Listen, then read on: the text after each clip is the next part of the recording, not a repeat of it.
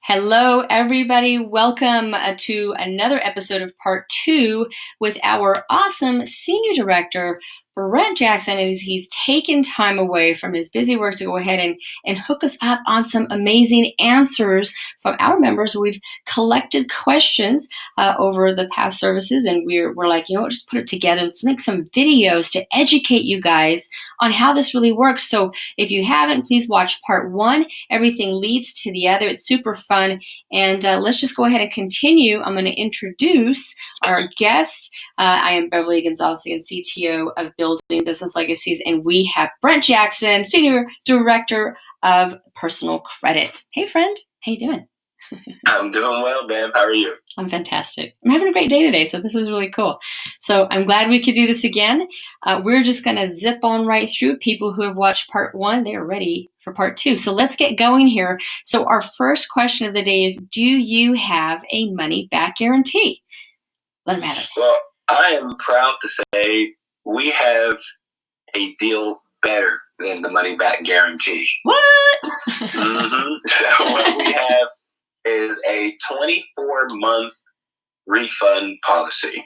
And what that entails is if for any reason you don't get any results, absolutely nothing, within 24 months, you make the claim and we'll give you your money back.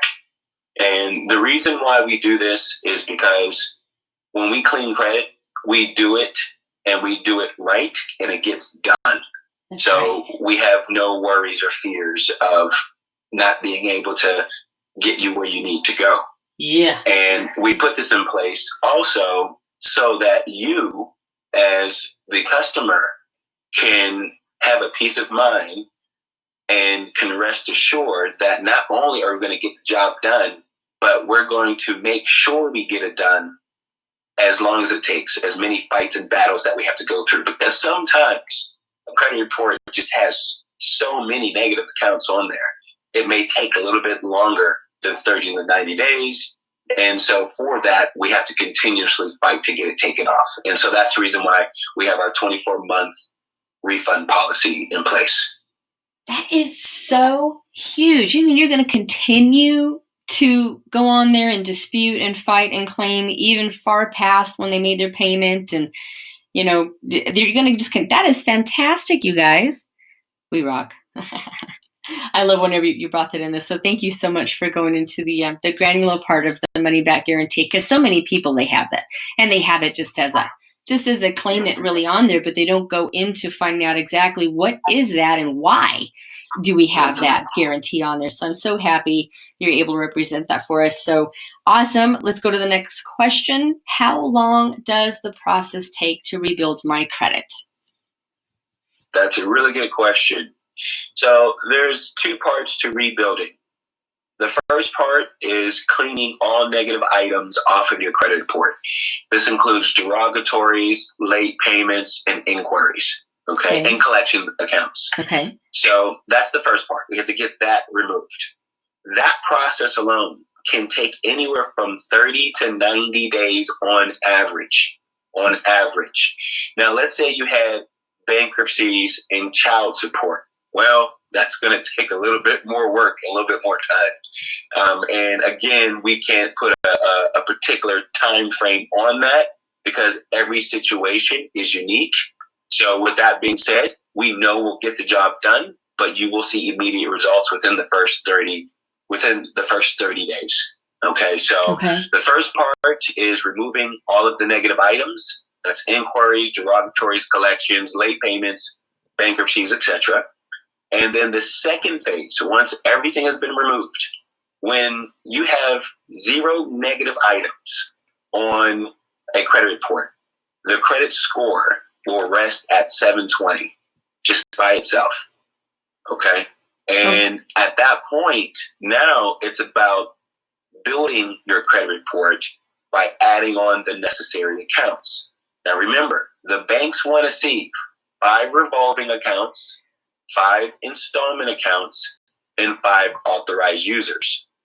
Now, with our program, we're able to assist you by getting these accounts for you. So we have revolving, we have installment, and we have authorized users. And I'm pretty sure we'll talk about that later on. Mm-hmm. But when it comes to rebuilding, that time frame is just a matter of what your budget is.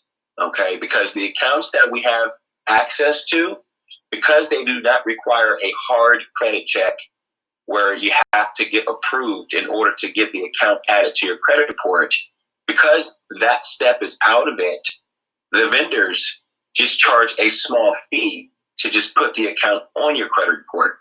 So if we want to know how long it's going to take to add on 15 accounts, well, that depends on your budget. Because if you have the budget for it, we can immediately get those accounts added, and then you'll see them pop on your credit report in 30 days. And that's pretty much it. So when it comes to rebuilding, remember, phase 1 is taking all of the negative items off, and then phase 2 is building that credit report so that you have a lot of accounts showing. If you do not have multiple accounts showing on your credit report and you go to the banks, they will say decline, or they're going to give you a very low credit limit approval, like $300, like we discussed in part 1. Mm-hmm. And you don't want that. Okay. So that's why it's so important to make sure that we build the credit right. Take off all the negatives and then add on as many accounts as possible. That's fantastic. No, that's great. How long? I mean, that answers everything, really. My goodness. Okay, let's get to this next one, because this next one is going to tie into when we do this part. So as we were building it, can you remove my negative entries on my credit cards if they're still sending me collection letters? That's a really good question. And so when it comes to our process, we're very black and white. Okay, it's this is what we got to do, and we're not going to try to color in between the lines here. We're just going to cut you straight. If you have any negative items, any late payments, specifically on credit cards, it's best just to remove the entire account. Okay, we deal with a lot of clients who may have 30 or 60-day late payments on their credit cards, and they want to just remove the late payments. Now, in order to remove just the late payment, there's a back and forth between you, or should I say us, and the credit card provider, and then us and the credit reporting agency. And that process could take up to 6 months just to get a late payment off of one credit card. Wow. So it's best just to remove the entire account, because that can happen much quicker than trying to go and remove just the late payment. So we can remove a credit card account in 30 days.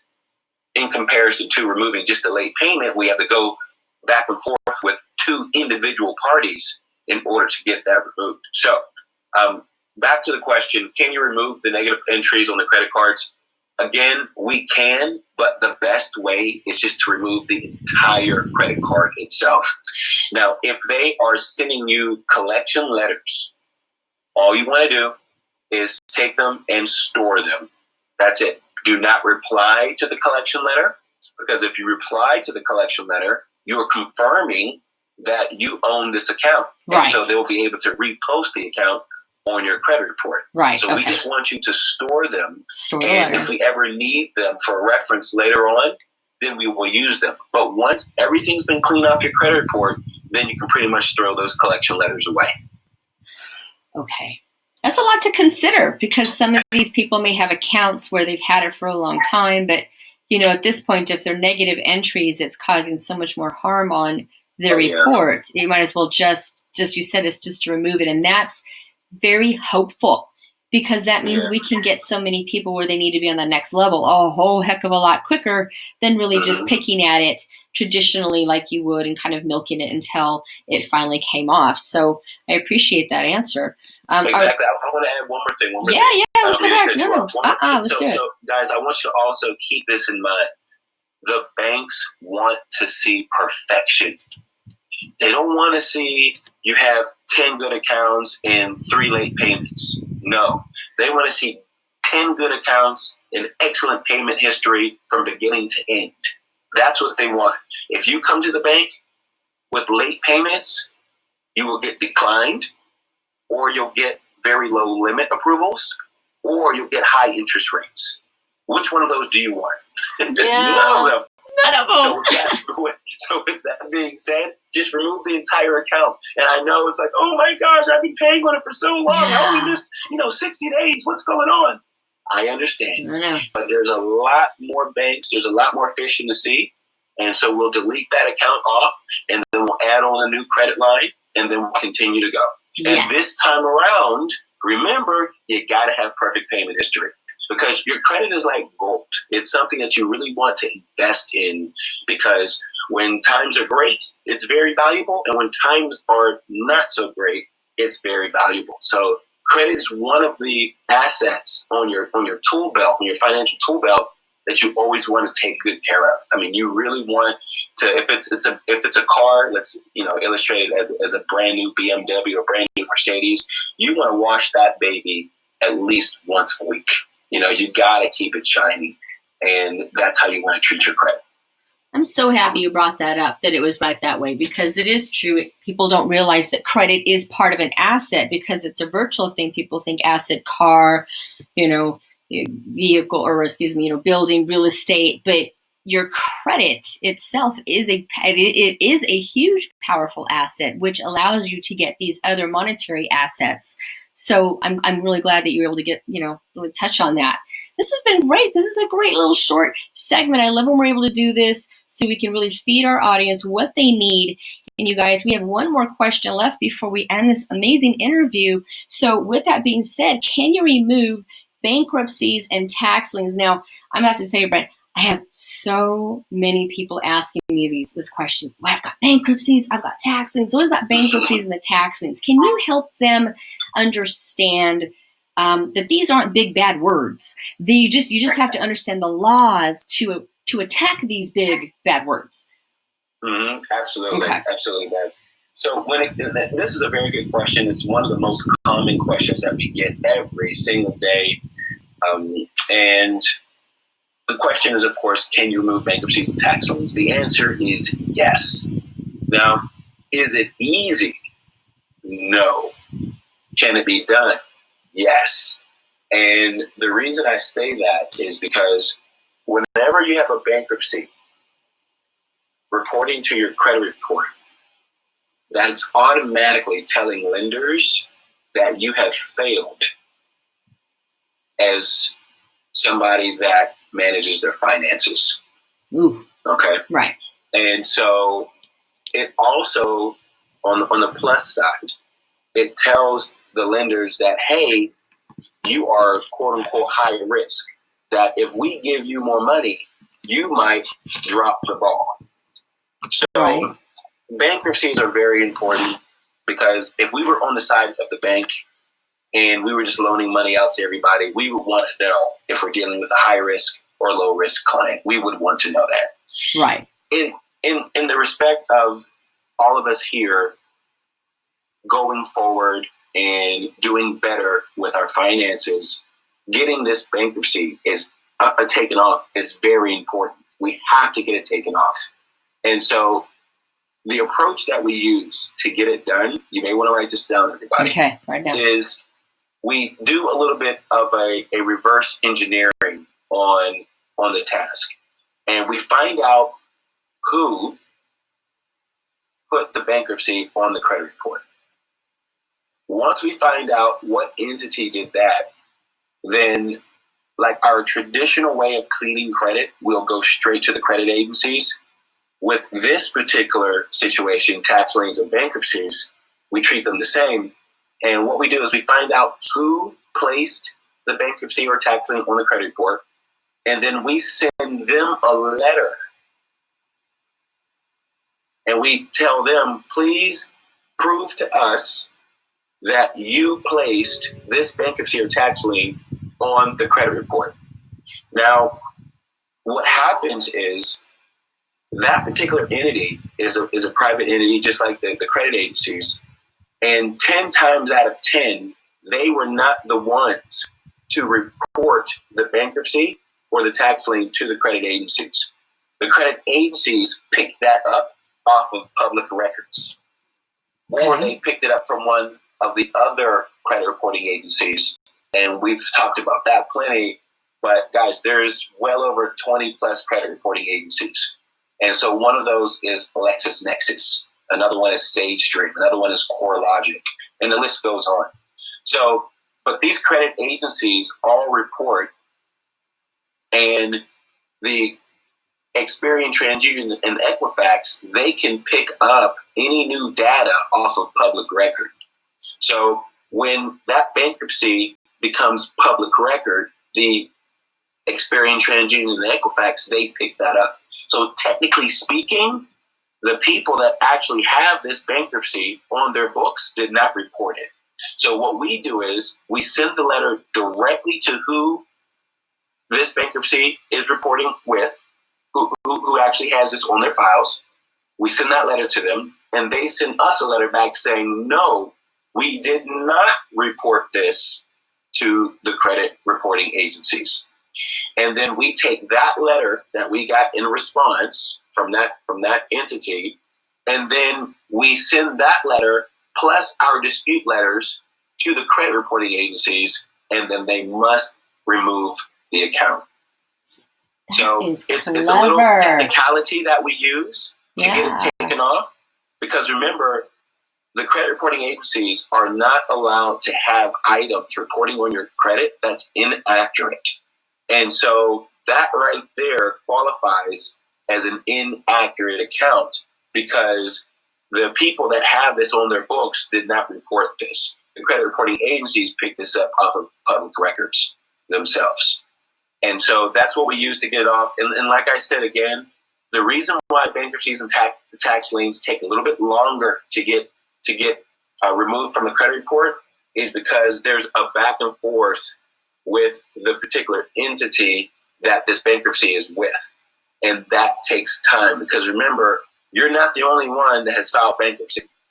Okay? We have over 300 million people in America, and I'm going to tell you right now, at least 10% of them are all in bankruptcy. So with that being said, there's a long line and there's a long process that goes along with getting the bankruptcy and tax liens removed. And don't forget too, everyone's not going to play fair. So the credit reporting agencies, they may take additional phone calls from us, may take additional letters being sent, may take additional disputes by online portals in order to get this taken off. But like I said again earlier, we have 24 months as a return policy to make sure that we get this job done. But the bankruptcies and tax liens, I mean, they will fight to keep that on, because remember, in the bank's eyes, this is their sign to say, hey, don't lend to this person because they're probably going to drop the ball. So you can imagine that it would be a tooth and nail fist fight in order to get this particular item off. But can it be removed? Absolutely. Yeah. Not only do we have the experience, but we have multiple strategies in order to get it off. And whatever strategy gets it off first is the one that we'll go with. But we normally always go directly to whoever is reporting this bankruptcy. We get them to pretty much confess that they did not tell the agencies about this, and then we take that letter along with our dispute letters and we send that in, and then we also make phone calls, and we also do online disputes too. So we hit them with the trifecta, and then eventually that bankruptcy is removed. And that saves you a ton, because traditionally you'd have to keep that bankruptcy on for over 7 years. Mm-hmm. And that's just a tragedy to have on your credit report, because when banks see a bankruptcy, guys, they're automatically going to shut their doors and give you the denial. And so many of us want that new house. So many of us want that new car. So many of us want to go to school and get a student loan. And we just don't want the bankruptcy on there hindering us from moving forward. So can it be removed? Absolutely. We're going to have to do everything that we can in order to get that. And for those of you that do have bankruptcies and tax liens on your credit report, I would say I urge you to have patience with that particular part of the process. If it were just a credit card, a couple of late payments, a couple bills, then okay, that's going to be done in 30 to 90 days. But bankruptcies and tax liens will take a little bit more time. You're amazing. I am so happy that you're with us. You are amazing. That was, I get excited. I mean, obviously, I do know about the bankruptcy and the tax liens. I just love the fact that that can be done. That gives so much room, so much freedom, so much. It's like people are able to start their life so much faster and move forward and, you know, learn from their mistakes, not repeat it. And we provide that. We provide that for them. And that just makes me so happy. So when you say that, I'm just sitting here just smiling, going, oh, we are so awesome for them. I'm so happy. And one more thing to add, if you have a bankruptcy, because I know too, so many clients, everyone wants funding. That's the name of the game. We want to go to the bank and we want them to just, you know, deliver the Brinks trucks to us, right? We want $100,000 today. And I get that. When it comes to the bankruptcy though, and let's say you're trying to move forward with funding, it is possible that you can get business funding even though you have a bankruptcy on your personal credit. It's 100% possible. Oh, yes. So I say this because as we are tackling this beast of getting this bankruptcy taken off, if you still want to get approved for funds, then you may want to get in touch with Bev and the team about your business credit, because you can still obtain funds with business even though you have that bankruptcy on there. Exactly.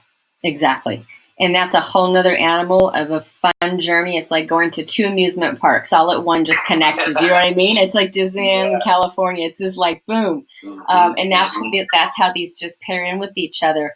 We are wanting to thank you guys so much for watching this amazing video. Again, another beautiful interview on part 2. We are at the end. And we're going to be working on part 3, part 4, and part 5 here. And so we invite you guys back to check it out. There's more to learn, more information to absorb. We want to thank you and have a blessed day. And again, we want to encourage everybody to tell everybody to come to helpusssaveamerica.com, where we do our daily webinars and we have our recordings there to educate the systems process on how it all works. Then once you guys are educated, then we just send you off and you guys can do your thing and sign up and start your new journey, start your new life. So I want to thank you guys again so much. Take care, and we will see you guys on part 3. Bye-bye.